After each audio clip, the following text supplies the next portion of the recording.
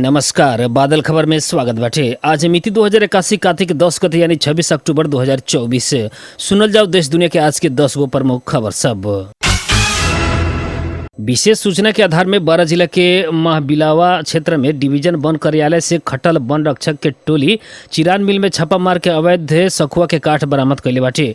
Division वन कार्यालय बारा के जमदार नागेंद्र प्रसाद बैठा के नेतृत्व में गई टोली कलयुग महानगर पालिका वार्ड नंबर 21 महबिलवा स्थित चिरान मिल में छापा मारले बाटे। डिवीजन वन अधिकृत राजीव कुमार झा के अनुसार 7 जने के टोली चिरान मिल में छापा मारला पर 13 की फीट के 2 थान सखुआ के काठ बरामद कैले बाटे। छापा के समय में मिल में कार्यरत कर्मचारी तथा संचालक फरार रहल बतावल गई बाटे। सहायक जमदार बैठा के अनुसार उ चिरान मिल के संचालक 42 वर्षीय दिलेनाथ शाह बानी। शाह ऊपर इससे पहले भी वन मुद्दा दर्ता हो चुकल वहाँ के तारीख में रहल जानकारी करावल गई बाटे। बरामद कल गेल काठ के डिवीजन वन कार्यालय 12 सिमरा के नियंत्रण में रखल गई बाटे। डिवीजन वन कार्यालय 12 से ई विषय में था अनुसंधान जारी रहल आ फरार रहल मिल संचालक शाह के खोजी तेज कल गेल जनावल गई बाटे। सशस्त्र प्रहरी रौतहट के गुजरा नगर पालिका से हथियार सहित 2 जने के पकड़ाव कैले बाटे। गुजरा नगर पालिका 3 धनसार सिमरी गेट नजीक से सशस्त्र प्रहरी हथियार सहित कटहरिया 3 के कमोदा राम चमार आ नेमलाल शाह बानिया के पकड़ाव कैले बाटे। ज 4 पर 9058 नंबर के मोटरसाइकिल में सवार दोनों जने के चेक जांच कैला पर कटुआ पिस्तौल 1 थान आ ओमे प्रयोग होखे वाला 3 राउंड गोली बरामद भइल। सशस्त्र प्रहरी बल नेपाल नंबर 11 गन के उपरीक्षक विक्रम हुमागाई बताइनी। सशस्त्र प्रहरी बल प्रधान कार्यालय के इंटेलिजेंस ब्यूरो आ सशस्त्र प्रहरी बल 11 नंबर गन के संयुक्त टोली से उ लोग के नियंत्रण में लेके आवश्यक कार्रवाई के खातिर जिला प्रहरी कार्यालय गौर रौतहट में बुझावल गई उपरीक्षक हुमागाई बतैले बानी। सिराहा में नाला में एक युवक के लाश मिलल बाटे। मिर्चिया नगर पालिका 6 स्थित पूर्व पश्चिम राजमार्ग के नाला में काल युवक के लाश मिलल बाटे। प्रहरी के अनुसार मृतक कल्याणपुर नगर पालिका 1 अरनमा के 28 वर्षीय नितेश कामती बानी। प्रहरी आवश्यक प्रक्रिया पूरा करके लाश पोस्टमार्टम के खातिर प्रादेशिक अस्पताल सिराहा भेजले बाटे। जिला प्रहरी कार्यालय सिराहा के प्रवक्ता एवं DSP Virendra Kumar Paswan postmortem report बाद मात्र घटना बारे विस्तृत बात खुले के बतैले बानी। स्थानीय के अनुसार वहाँ के सुख के सवेरे 9-10 बजे के ओर नाला आसपास में घूमत रहनी। घूमते नाला नजीके में सुतल वहाँ के बिहान के समय तक भी न उठला पर स्थानीय सब प्रहरी के खबर कैले रहा। महोत्तरी में 60 किलो गांजा बरामद कल गेल बाटे। बीतल रात एकडारा गांव पालिका 3 भटौलिया में सशस्त्र प्रहरी की गश्ती टोली 4 गो पोखा में पैक कैल अवस्था में 60 किलो गांजा बरामद कैले बाटे। भारत तरफ ले जा रहल अवस्था में सशस्त्र प्रहरी के टोली देखला बाद 4 जन व्यक्ति सब उक्त गांजा छोड़ के फरार भइल। जलसागर स्थित सशस्त्र प्रहरी बल नेपाल नंबर 9 गन हेडक्वार्टर महोत्तरी जनैले बाटे। फरार भइल उक्त व्यक्ति सब के खोजी कार्य तीव्र रूप में हो रहल सशस्त्र प्रहरी नायब उपरीक्षक विकास अधिकारी बताइनी। बरामद कल गेल गांजा आवश्यक अनुसंधान के खातिर जिला प्रहरी कार्यालय महोत्तरी में बुझावल गइल बाटे।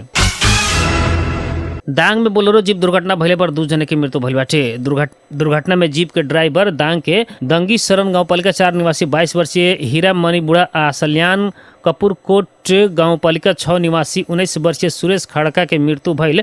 इलाका प्रहरी कार्यालय तुलसीपुर के प्रमुख प्रहरी नायब उपरीक्षक अनिल ठकुरी जानकारी दिले बानी। उनका अनुसार राप्ती लोक मार्ग अंतर्गत आज सवेरे करीब 3:30 बजे के ओर तुलसीपुर महानगर पालिका 3 7 तले में रा 1 ज 882 नंबर के बोलेरो पिकअप गाड़ी दुर्घटना भइले पर उ लोग के घटनास्थल में मृत्यु भइल बाटे।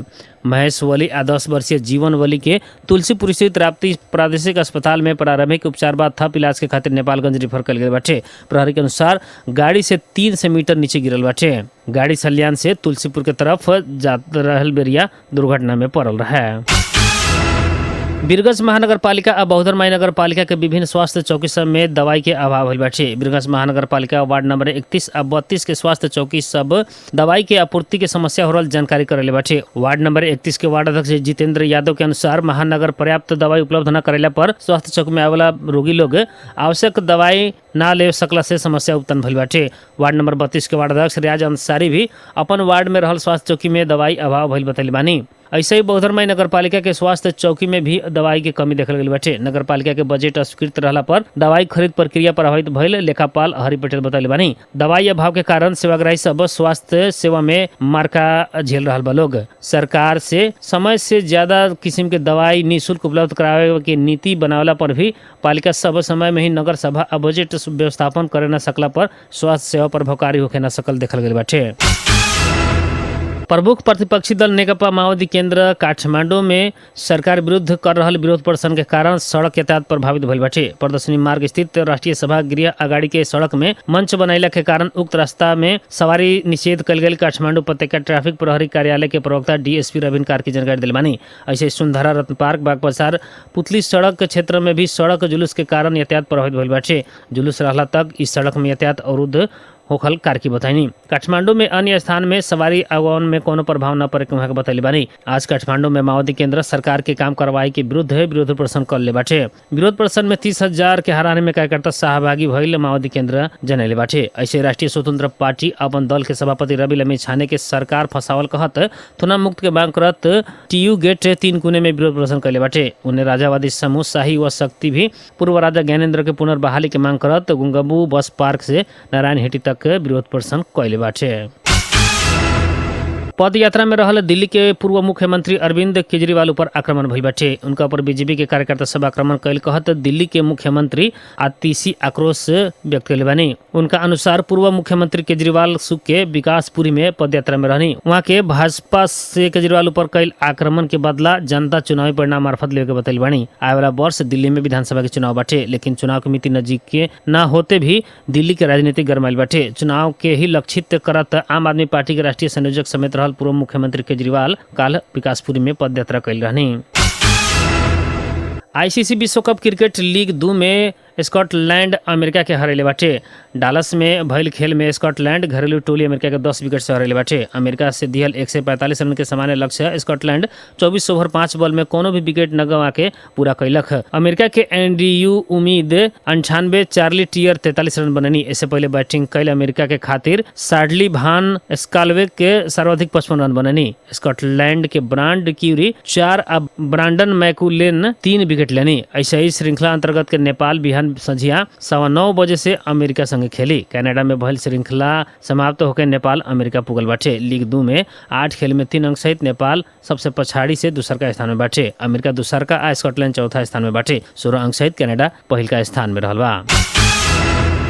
Nepal under 17 football team AFC under 17 Asia cup छनौट अंतर्गत लगातार दूसरका खेल में हार बेहोरले बाटे। कतार के दोहा में काल संपन्न खेल में नेपाल आयोजक कतार संगे 5-0 से पराजित भइल बाटे। इससे पहले बुध के नेपाल जापान संगे 9-2 से हारल रहे। समूह F में जापान आ कतार के 2-2 खेल बाद समान 6 अंक भइल बाटे त अंक विहीन रहल नेपाल आ मंगोलिया के छनौट के संभावना समाप्त भइल बाटे। अब नेपाल दूसरका खेल मंगोलिया संगे सोमवार के खेले के तालिका रहल बाटे।